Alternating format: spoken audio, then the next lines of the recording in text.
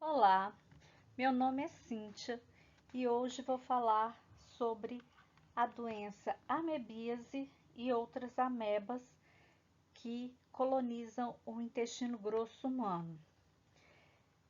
É interessante ao estudar a amebíase porque podemos perceber como que a ciência é dinâmica. Eu trabalhei na minha tese de doutorado com Entamoeba dispa. Na verdade, eu comecei meus estudos na iniciação científica e o isolado que eu trabalhei era considerado Entamoeba histolítica. Em 1997 houve uma mudança, então quando eu fui fazer doutorado já havia mudado o nome e eu vou explicar essa história para vocês.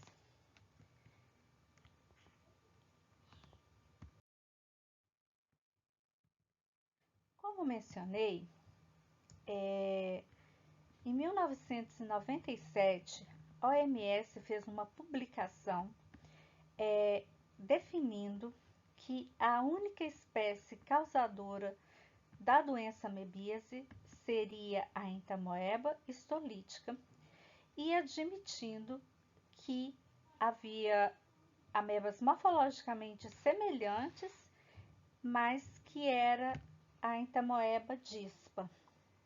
Como começou essa história? Desde 1925, um pesquisador chamado Brumpt, ele sugeria que havia dois tipos de ameba, porque das pessoas que tinham presentes em suas fezes cistos de Entamoeba histolítica, muitas delas não possuíam sintomas. Então, ele entendia que havia duas espécies diferentes, uma responsável pelas sintomáticas e outro pelas assintomáticas. O século passado foi marcado por diversas pesquisas que tentaram demonstrar, por meio de ferramentas diversas, que essas espécies eram diferentes. E, em 1997, foi aceito, então, que haveria essas duas espécies. A Entamoeba histolítica, que era a única espécie que causava a doença, e a Entamoeba dispa, que seria morfologicamente semelhante, mas geneticamente diferente. Existem várias amebas no trato intestinal humano. Elas são amebas comensais, que parasitam o intestino grosso. O nome de algumas amebas estão aqui listados: Endolimax nana, Entamoeba coli, Iodamoeba butili, Entamoeba hartmanni. Essas amebas sabidamente não causam nenhum prejuízo ao homem. A presença delas não causa nenhuma alteração. Atenção para quando eu digo, não causam nenhuma alteração. Muitas pessoas falam assim, e se a pessoa estiver com imunidade baixa? E se tiver muitas formas no intestino? Não, não vai causar nenhum dano ao hospedeiro. Essas amebas, comprovadamente, elas são comensais, ou seja, elas vivem no hospedeiro porque elas dependem, mas elas não causam dano. Só que é interessante observar que algumas outras amebas, as pessoas começaram a questionar se realmente elas eram comensais ou se elas poderiam ser parasitas. E esses comensais, eu diria que há controvérsias no fato dele ser ou não um comensal. As amebas que estão relacionadas a essas controvérsias é Entamoeba dispar, que eu estava explicando o motivo da semelhança dela, A Entamoeba moscovski, essa ameba, ela não é uma ameba de humanos, ela é uma ameba de esgoto, mas, no entanto, ela foi encontrada parasitando pessoas que estavam com diarreia e alguns estudos tentaram demonstrar a causa da diarreia pela Entamoeba moscovski. Foram poucos os relatos de caso e depois não foi mais comprovado a existência de pessoas infectadas com Entamoeba moscovski causando danos. E a Entamoeba fragilis, que também há uma dúvida se ela pode ou não causar doença. Aqui eu coloquei em destaque em amarelo aqui uma espécie que chama Blastocystis hominis. Ele parecia, antigamente, ele parece uma ameba. No entanto, tentaram agrupar ele geneticamente e ele acabou constituindo, sendo incluído no filo de algas, o que não tem nada a ver com a morfologia, sobre a colonização. E o Blastocystis hominis já foi demonstrado que existe algumas variantes, algumas cepas com determinado genótipo que sim podem causar diarreia. Então, hoje os estudos com Blastocystis hominis tentam demonstrar essa relação desse genótipo com a presença ou não de diarreia.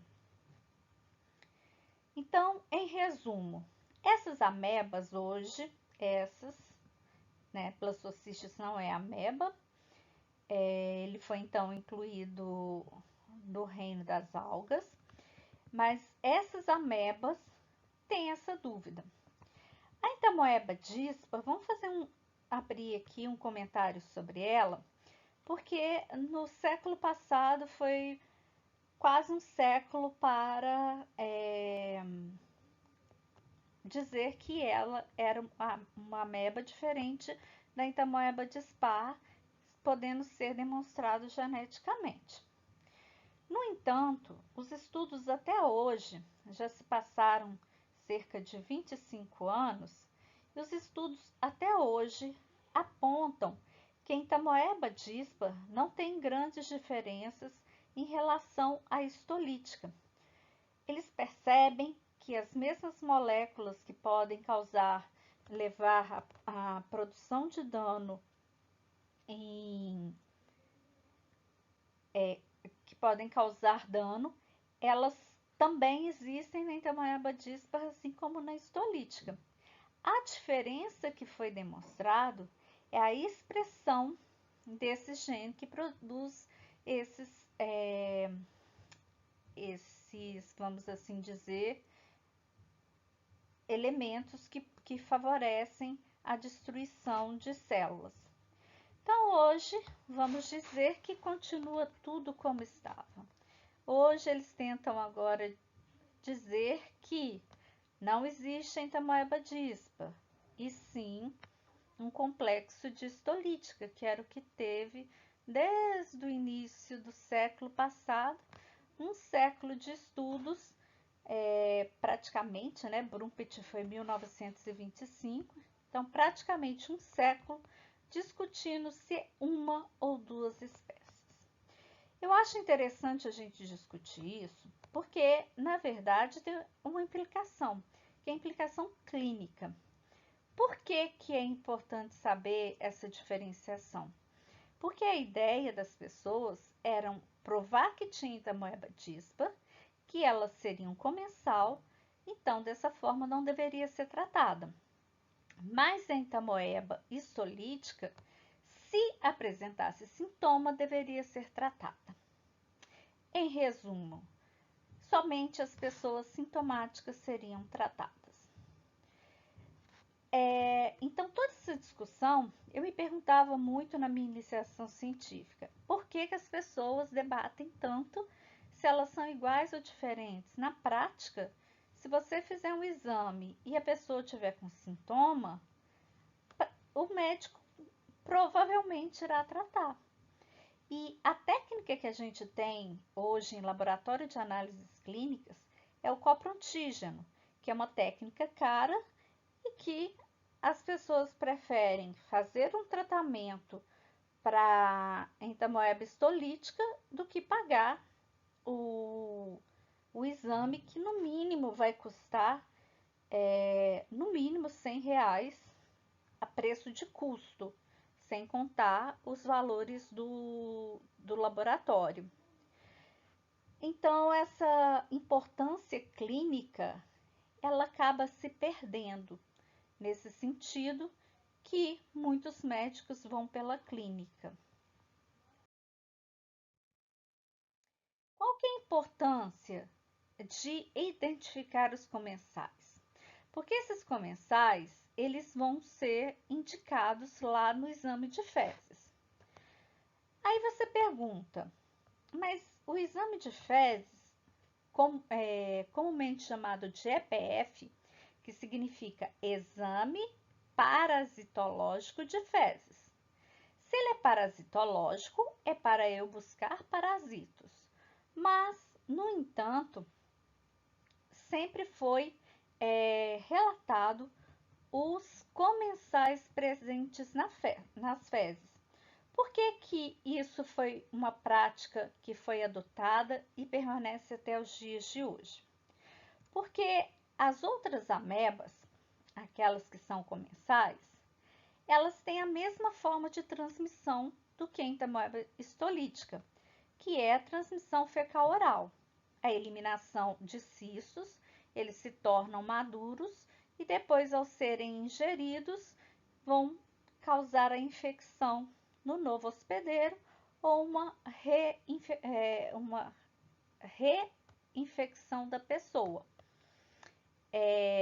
No caso, este seria o objetivo para que o médico tivesse uma sinalização que aquela pessoa está sujeita aos fatores de risco da contaminação fecal-oral. É um tratamento desnecessário. O problema é que às vezes falta informação que essas amebas são comensais e aí às vezes são tratadas desnecessariamente, pois a pessoa não conhece o que é um comensal. Essa é uma implicação muito importante, porque mesmo se a gente considerar somente aquelas 4 espécies do slide de comensais, sem ser o que tem as controvérsias, somente eles albergam um grande número de casos de pessoas que vão ser tratadas incorretamente. Então, tem essa implicação prática. Você indica a contaminação e observa que o tratamento é desnecessário. A questão do tratamento e exame de fezes é uma relação bem complexa, que deve ser bem avaliada. E o que acontece? Por que que é importante a pessoa saber que é um comensal? Porque essas amebas, elas não são tratadas como a entamoeba histolítica. A entamoeba histolítica, considerando que ela pode invadir o tecido, ela deve ser tratada também, porque precisa de um tratamento com medicamentos de ação luminal, mas ela vai ser tratada com um medicamento de ação tecidual. Então, essas drogas de ação principalmente tecidual, elas não são indicadas para o tratamento dos comensais. Por quê? Porque eles habitam o lumen do intestino e não exatamente, eles não penetram e não vão ser afetados pelas drogas. Bom, Bom, como que a gente faz a identificação? Então, independente de ser entamoeba histolítica ou entamoeba dispar, existem características morfológicas do complexo que a gente chama de complexo entamoeba histolítica e entamoeba dispar. Importante observar a nomenclatura. Eu devo colocar entamoeba histolítica e depois novamente repetir entamoeba dispar, porque são duas espécies diferentes. E se eu colocar só barra dispar, eu vou estar ignorando a nomenclatura científica. Bem, quais são as características que levam à identificação da entamoeba histolítica? Aqui nós temos um trofozoito corado pela hematoxilina férrica, aonde é possível ver o núcleo. O núcleo, ele é muito característico. As pessoas dizem que é roda de carroça, mas como que a gente chama esse núcleo? Como que a gente descreve? Eu coloquei aqui, cromatina regularmente distribuída. O cariosoma, ele é central e é esférico, ou seja, bolinha. Essa característica, observem aqui, que tem cromatina regularmente distribuída, ou seja, aqui o contorno do núcleo vai ser regular, e o cariosoma central e esférico. As outras espécies vão diferenciar pelo número de núcleos, pela posição do nucleolo e por outras organelas que podem ser observadas, como aqui na coloração de cistos.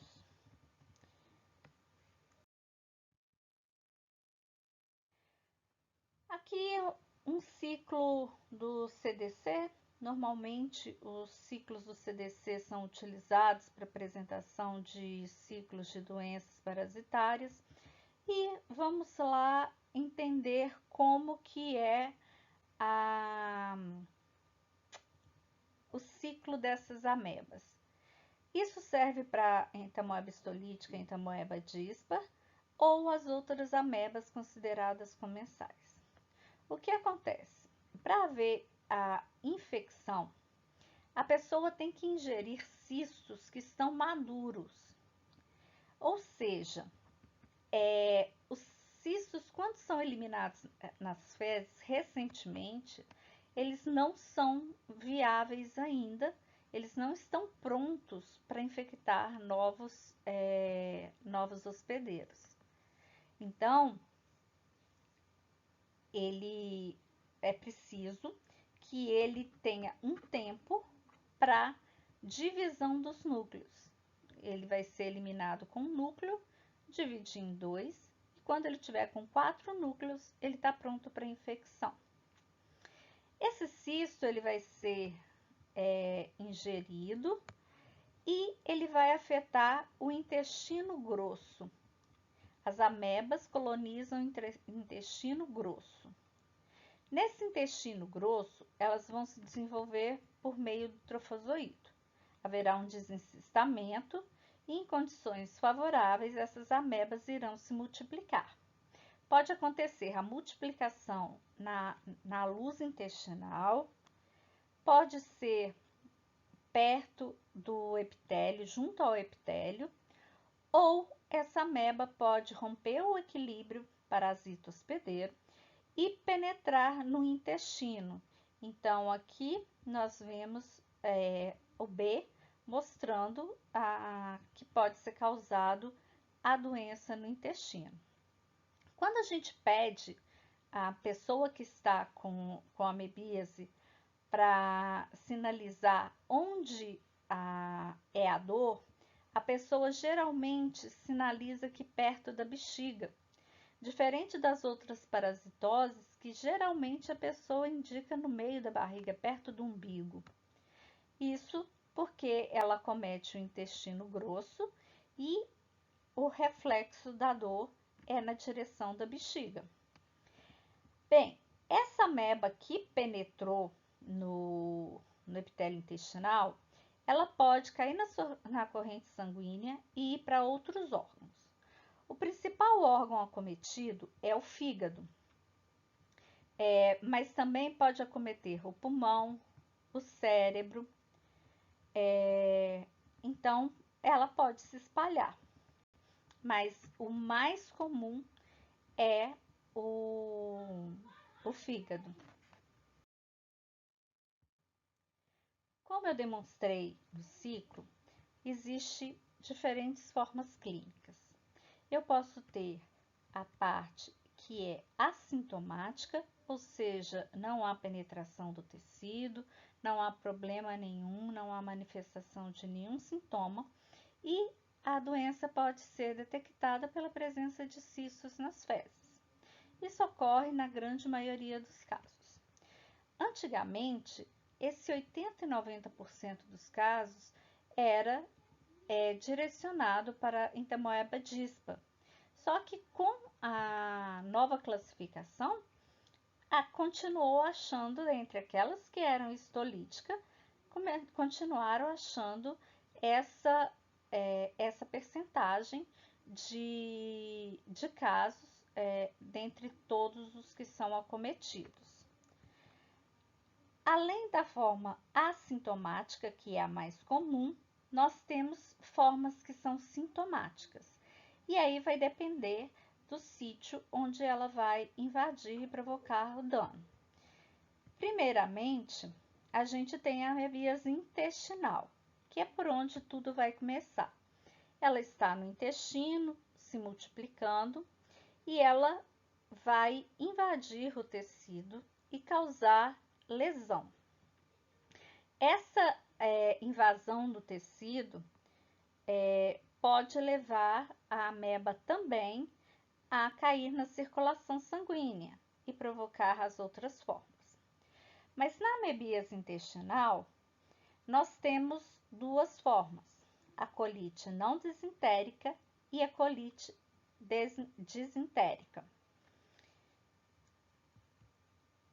Agora, a amebíase extraintestinal, como eu disse, ela ocorre principalmente no fígado, pode acometer os rins, pulmonar, cutânea e cerebral.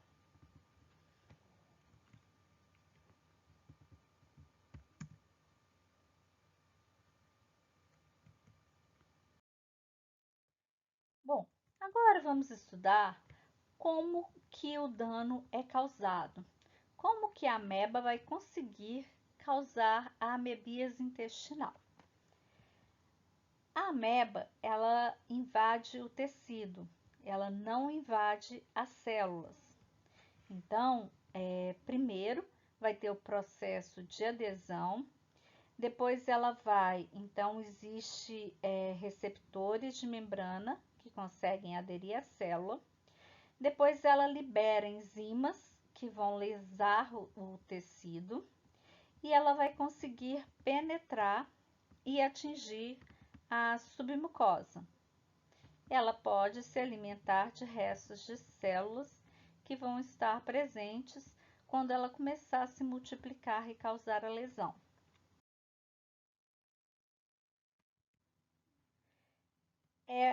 Ela dá surgimento a ulcerações que as pessoas chamam de botão de camisa, porque ela fica abaixo da mucosa. Então, o que aparece no exame histológico, aqui é só o ponto de entrada, e embaixo a lesão. Então, um botão de camisa, porque aqui seria o botão, né? E aqui só teria essa ligação. Aqui mostra um corte histológico demonstrando os cistos de ameba nesses fragmentos intestinais.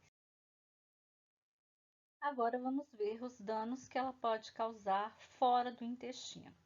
As amebas podem cair a circulação sanguínea e atingir a veia porta-hepática e disseminar pelo corpo. O principal órgão a ser acometido é o fígado. Com certeza é o órgão extraintestinal que vai apresentar o maior número de casos. O número de casos de lesões hepáticas é muito comum no norte do Brasil. Não se conhece o motivo dessa forma clínica se apresentar dessa maneira no norte do Brasil. E também ela apresenta-se, sim, em outras partes do mundo mais específicas, como a Índia e o México. Então, quando ela comete o fígado, é importante a gente entender uma coisa. A maioria das vezes que ela sai do intestino e acomete o fígado, ela não vai, às vezes ela sai a infecção não continua no intestino. Então, a doença vai desenvolver no fígado. É muito comum pessoas fazerem diagnóstico de imagem, observar uma necrose qualitativa, que em amebíase a gente chama de abscesso, mas esse termo em patologia está incorreto. A forma de dizer é necrose qualitativa, que pode ser causada também por bactérias. O que acontece?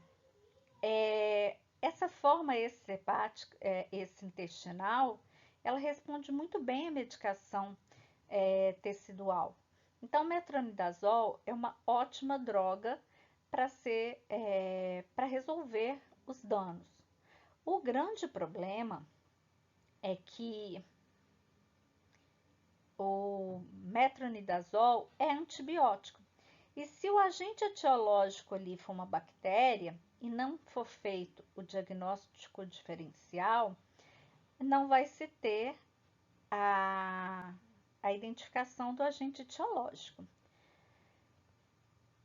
A questão do fígado também ela é interessante porque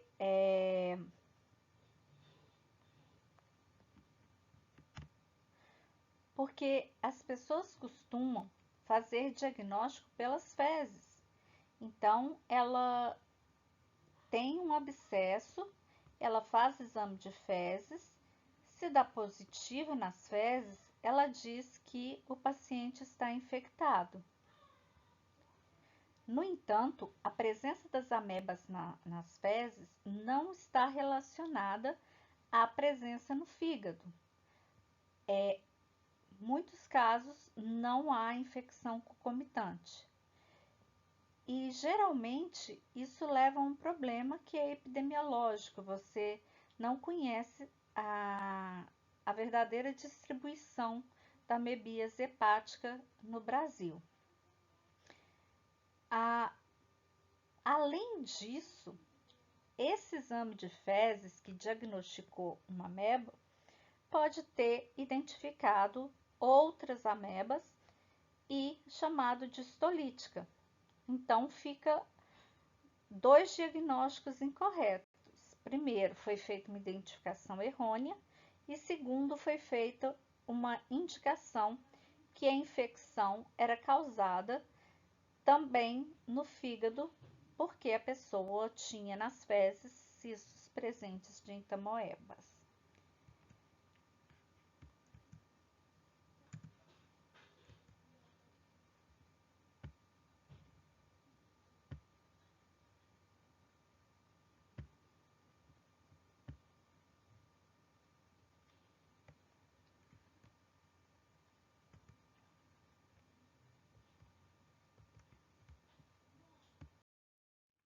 O que podemos observar como manifestações clínicas?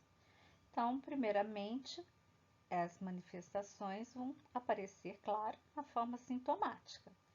Então, nós temos parte que a gente pode visualizar nas fezes, Como causa úlcera, ela pode provocar sangramento e como vai lesionar a parede intestinal, a mucosa intestinal, o corpo vai tentar se proteger produzindo muco. Então, essas fezes podem ser chamadas de mucossanguinolentas, por causa da presença de muco e de sangue. Na amebíase intestinal, então, nós vamos ter dois quadros, a colite não disentérica e a colite disentérica. A colite não disentérica são de 2 a 4 evacuações por dia, podendo não ser diarreica. As dores são abdominais, às vezes, muito raramente, com febre. O exame físico é normal e os episódios de diarreia ou alteração do trânsito intestinal ocorre também alterna o aumento com a redução do trânsito intestinal, levando à constipação. Já na colite disentérica, já são fezes diarreicas com mais de 8 evacuações dia, possui essa característica de muco sanguinolenta, causa a cólica intestinal, o tenesmo, náusea, vômito e febre. Como eu disse, febre pode ocorrer às vezes. Não é comum, né, aparecer febre em casos frequentemente. A distensão abdominal, hepatomegalia, que não vamos confundir com o acometimento hepático, e a constipação pode ser aguda. Desculpa, a manifestação da diarreia pode ser aguda. Aqui uma foto de um fígado com uma necrose, né? Dá para se observar nitidamente. E essa forma, como eu disse, às vezes são chamadas de abscesso, mas na verdade ela é uma necrose qualificativa. A evolução é gradual e progressiva.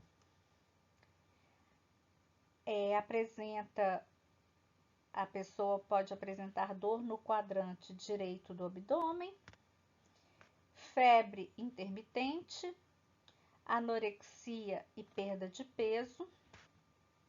E como que é feito o diagnóstico? Pois bem, antigamente o diagnóstico era feito por meio de punção hepática. O médico enfiava uma agulha e sugava o conteúdo desse abscesso. E esse conteúdo desse abscesso, ele era avaliado. Então, antigamente, usava-se muito coloração de hematoxilina férrica para identificação. Era muito comum isso ocorrer. Só que observaram que o risco de rompimento do fígado poderia ser muito mais prejudicial do que benéfico no sentido de ajudar no diagnóstico. Então, hoje em dia, essa técnica de punção hepática, ela não é frequentemente realizada.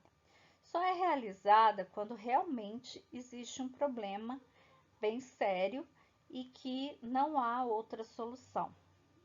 Para confirmar o parasito, é melhor que ele seja evidenciado, como eu falei, cloração de hematoxilina férrica no passado foi muito utilizada e hoje nós temos as ferramentas de cópula antígeno e PCR específica para ter certeza que é causado pela entamoeba histolítica. Como que é feito o diagnóstico, então, laboratorial vamos ver a primeira da forma intestinal, né?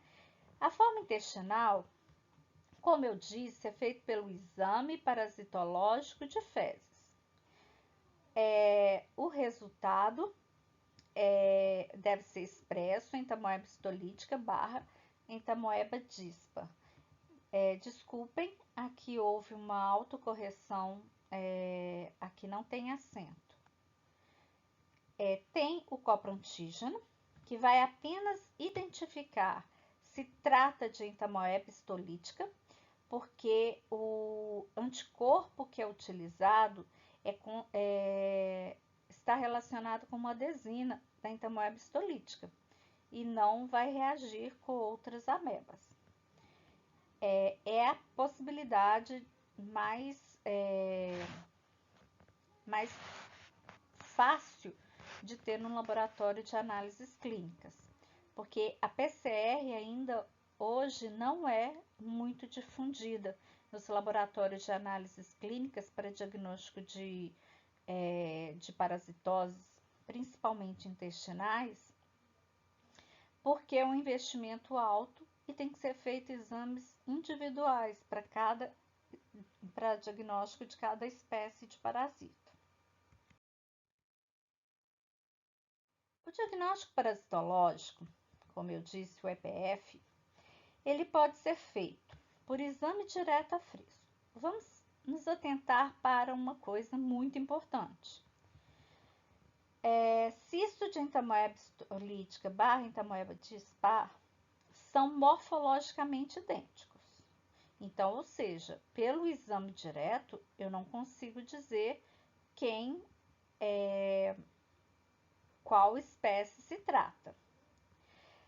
No entanto, há indícios que a presença de eritrócitos, que são essas bolinhas aqui dentro do trofozoito, possa sugerir que ele seja entamoeba histolítica. Por que a dúvida que pode sugerir? Porque a entamoeba dispa também já foi demonstrado que ela pratica a eritrofagocitose. Então, não é possível apenas por essa característica afirmar que trata-se de uma entamoeba histolítica. É apenas um indício. Portanto, exame direto a fresco não é conclusivo para separar as espécies entamoeba histolítica da entamoeba. Então, deixar bem claro, o exame de fezes feito no laboratório, onde é analisado o sedimento de fezes e observado no microscópio óptico, não diferencia as duas espécies. Qual que então são as dificuldades?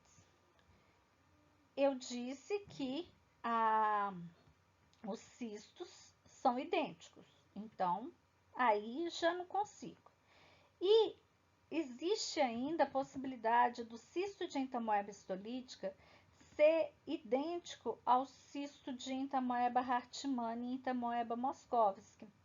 Existem poucas diferenças que servem para diferenciar. E muitos poucos microscopistas têm essa experiência para diferenciar a entamoeba histolítica de hartmanni, porque o que varia é praticamente o tamanho e algumas variações pequenas das organelas, mas elas possuem o mesmo número de núcleos. Aqui podemos observar aqui A e B, entamoeba hartmanni, e C e D, entamoeba histolítica.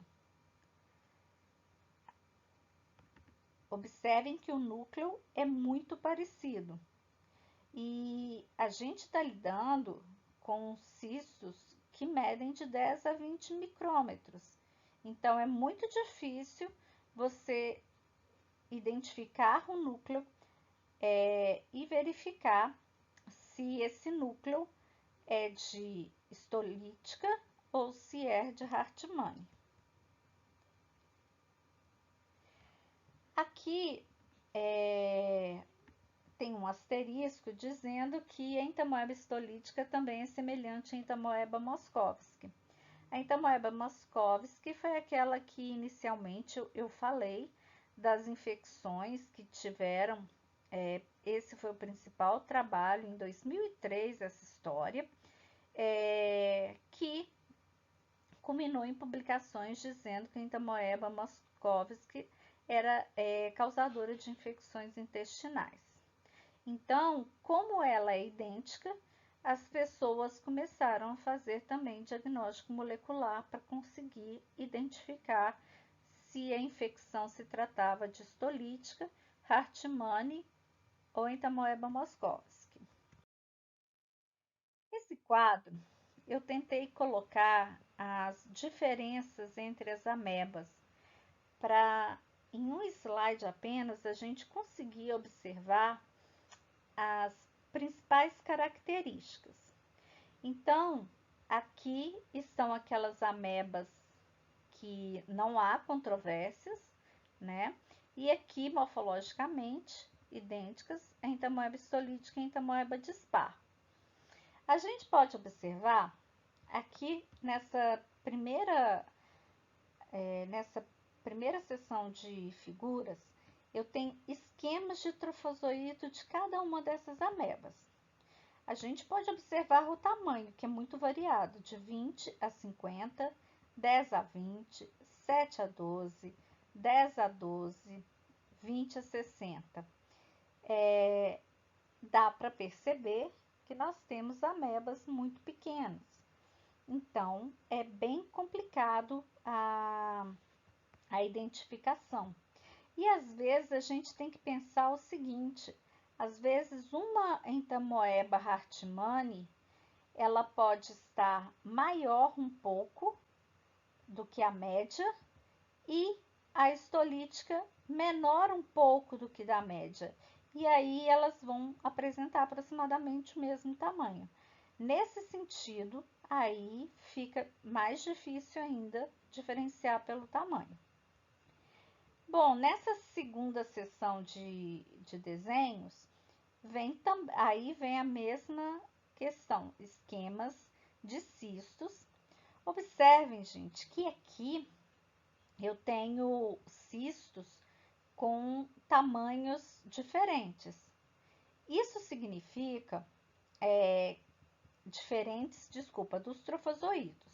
Então, observem aqui que sempre o cisto é menor do que o trofozoito. Isso é porque ele perde água e secreta a membrana para encistar. Aqui, então, é o esquema. E aqui é fotografias de cisto corado pelo Lugol. Então, como a gente vê nas fezes. Observa que a diferença está no núcleo. O mais fácil de identificar é a entamoeba coli. Por quê? A entamoeba coli, ela é a maior de todas.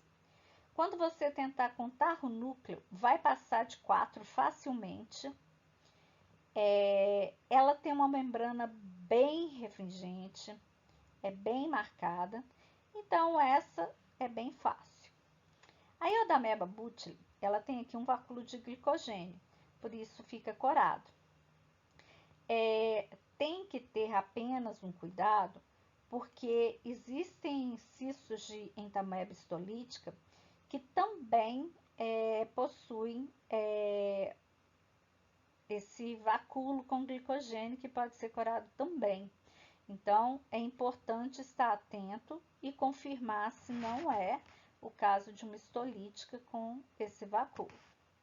Observem aqui a entamoeba Hartmann, que não é muito diferente da histolítica, mas a endolímax ela já é bem diferente.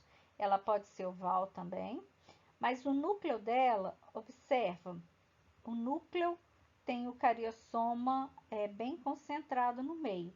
Então, a gente vê aqui, a gente está vendo 3 pontinhos. Aqui tem um esquema dos núcleos para a gente entender como que as pessoas identificam pela cromatina e pelo cariossoma no núcleo. A gente sempre observa aqui a distribuição da cromatina e aqui o cariossoma. Observa que o cariossoma, na histolítica, é bem central, parece um alvo. Aqui também, igual na Hartmanni. Já aqui na coli, vocês vão observar que o nucleolo ele é mais perto da membrana da membrana cística. Então, esse slide aqui dá para visualizar as diferenças, as formas dos cistos, dos trofozoítos, como que o cisto presente no exame de fezes, e aqui o esquema do nucleolo.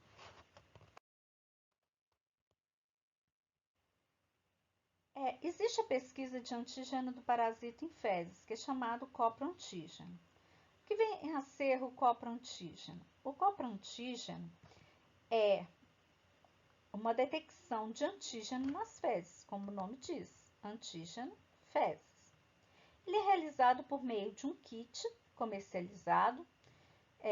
Esses kits têm o valor aproximado de R$3.000, assim como os outros, que é de Entamoeba histolítica, Giardia e Cryptosporidium parvum. Assim como os outros, ele pode ser utilizado de uma vez só, podendo ser utilizado 94 poços de uma vez somente, ou pode ser feito individualmente. Só que individualmente, sempre eu vou ter que ter o quê? Eu tenho que ter um controle negativo e um controle positivo. E nesse sentido, se eu fizer amostras individuais, eu vou conseguir fazer 30 e poucas amostras. E isso vai sair muito caro cada exame. Eu, quando utilizei em pesquisa, então essas fezes podiam ser congeladas e o material, então, eu preparava quando eu tinha um número suficiente para utilizar melhor os meus pocinhos. Existe também outra marca que produz esse kit, esse daqui é da TecLab, e tem também a Prospect. Esses kits, eles na Europa existem para outros parasitos, mas no Brasil os mais comuns são para esses protozoários que eu citei. A pesquisa, como é feita essa pesquisa do antígeno em fezes? Normalmente, eu tenho, num ELISA normal, eu tenho um antígeno fixado e eu coloco soro do paciente para ver se tem anticorpo. Aqui é o contrário. Eu tenho um anticorpo que vai se ligar a uma molécula específica do parasito e eu vou obter o resultado. No caso, o antígeno do parasito que é pesquisado, no caso da Entamoeba histolítica, é uma desina. Então, quando o resultado dá positivo, o resultado é exame positivo para Entamoeba histolítica. No entanto, é muito importante entender o seguinte: não é porque o exame foi negativo para a histolítica e você observou no microscópio que tinha cistos compatíveis com Entamoeba histolítica / Entamoeba dispa, que você vai considerar ele negativo para Entamoeba histolítica.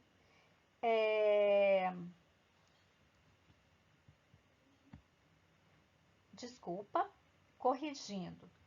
Ele pode ser dado resultado negativo para Entamoeba histolítica, mas não pode dar exame positivo para Entamoeba dispa.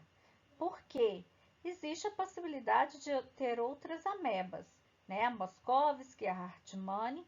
Então, não é porque eu visualizei no microscópio e não sendo histolítica que eu posso dizer que é a dispa. Isso é muito importante na hora do diagnóstico. Então, eu não posso afirmar, não posso concluir que Entamoeba dispa por exclusão. Agora, para finalizar, eu trouxe aqui uma curiosidade, que às vezes a gente não tem a noção do que um diagnóstico incorreto pode causar para as pessoas. Esse artigo aqui é um artigo de jornal de 2010, mas tem aqui algo que é bem interessante. Esse rapaz, ele fez um concurso e ele foi fazer o exame admissional. E ele fez o exame e recebeu a notícia que estava com verminose. E aí, para ser aprovado no concurso, ele passou por prova objetiva e por um curso intensivo de formação. E aí, quando foi fazer o exame, a médica, ela reprovou o candidato por causa da presença de ameba. E aqui, aqui fala que o tratamento basicamente foi feito pelo uso de medicamentos, adotado medidas de higiene, e posteriormente ele foi aceito. Mas a médica alegou que ele estava com entamoeba histolítica e que por isso ele não estava apto a assumir o cargo. Na verdade, eu não entendo na legislação se isso realmente poderia acontecer, porque acredito eu que qualquer doença que é detectada no exame, ela é para garantir, né, que a pessoa está saudável ou alertar, principalmente em questão de sífilis, de HIV. Mas isso não é sigiloso e não pode ser uma forma de eliminar um candidato. E aí o que aconteceu é que depois ele foi aprovado. Agora uma pergunta. Ele fez esse exame em 2010. A gente já está em 2022 e até hoje não é utilizado frequentemente em laboratórios as técnicas de copro-antígeno, que seria a única forma de diagnóstico no laboratório de análises clínicas. Bom, portanto, eu faço a seguinte pergunta: qual que foi a consequência? Qual seriam as consequências de um erro de identificação? Porque qual foi o exame que essa pessoa fez para ter certeza que era entamoeba histolítica ou uma ameba patogênica? Foi o copro-antígeno? Muito possivelmente não, porque não era tão disponível no momento.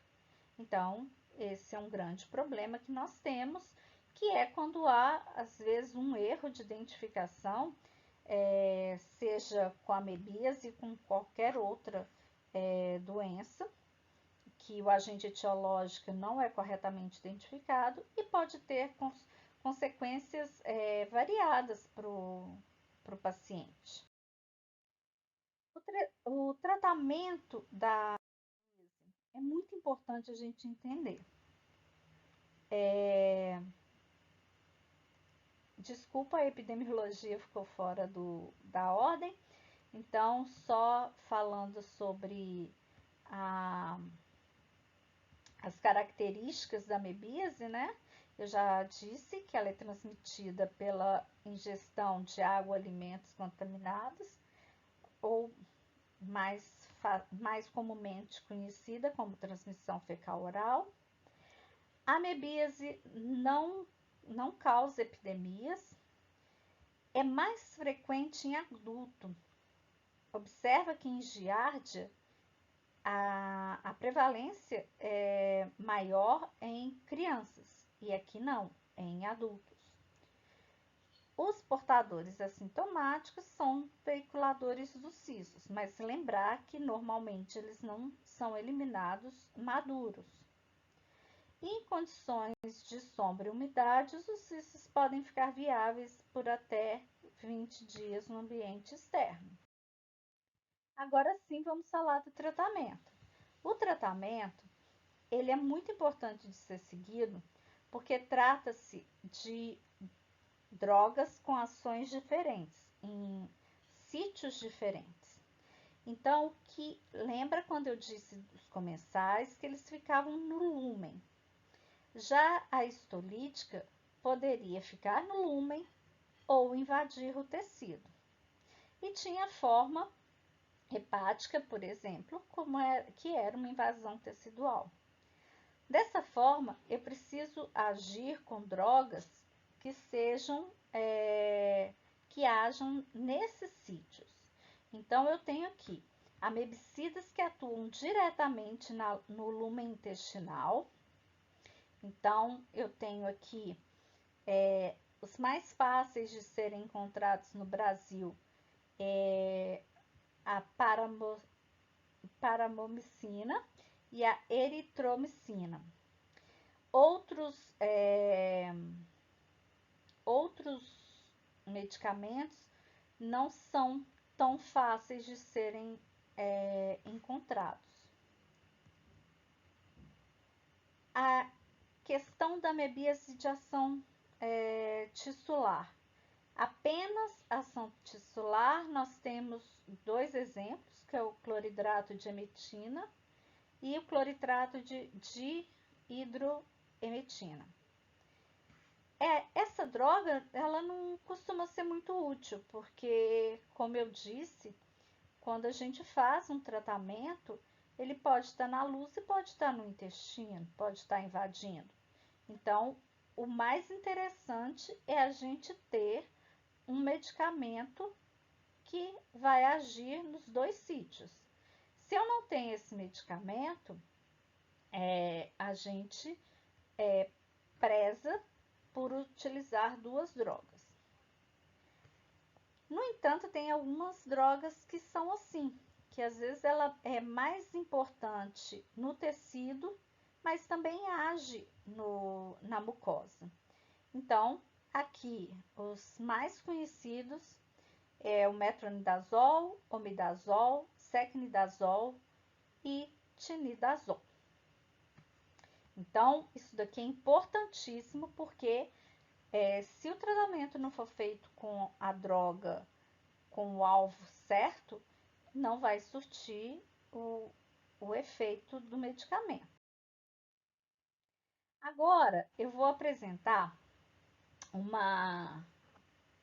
algumas figurinhas. Foi tirado do Instagram, de um perfil chamado Gram Positivo, e ele mostra, ele faz uma piada com a questão das amebas. E eu acho interessante essas tirinhas porque elas foram muito bem elaboradas, porque bate direitinho com a questão do problema da entamoeba histolítica e das outras comensais. Então, ele traduz de uma maneira engraçada essa questão importante, que é quem é comensal, quem não é, né? Quem causa dano, quem não causa. Então, chama casos de família, gênero e espécie. Sejam bem-vindos, eu sou Cistina Cálculo, aminoácido e apresentadora do programa.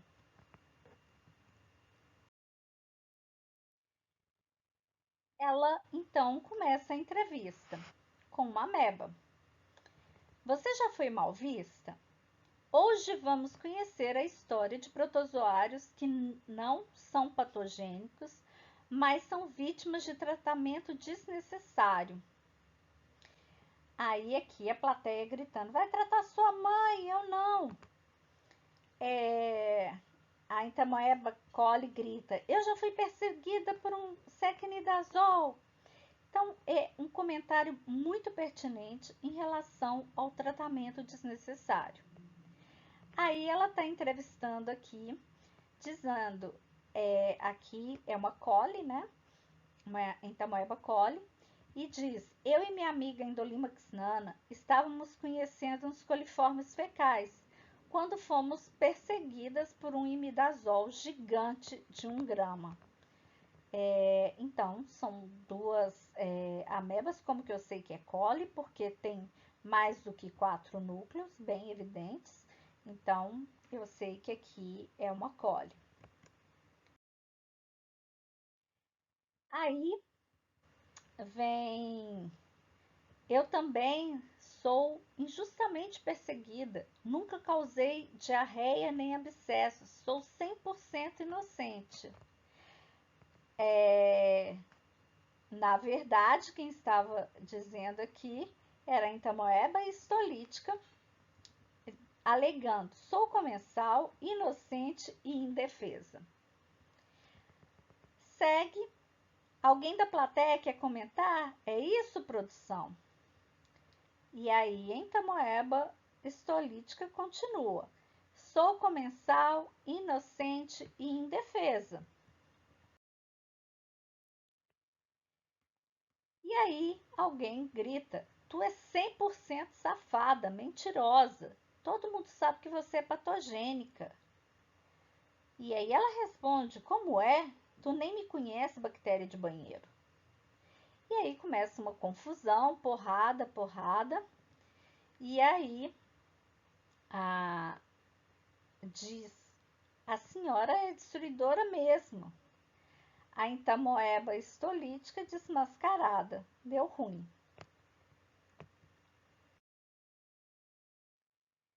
Hoje tá daquele jeito. Vamos para o intervalo e voltamos já.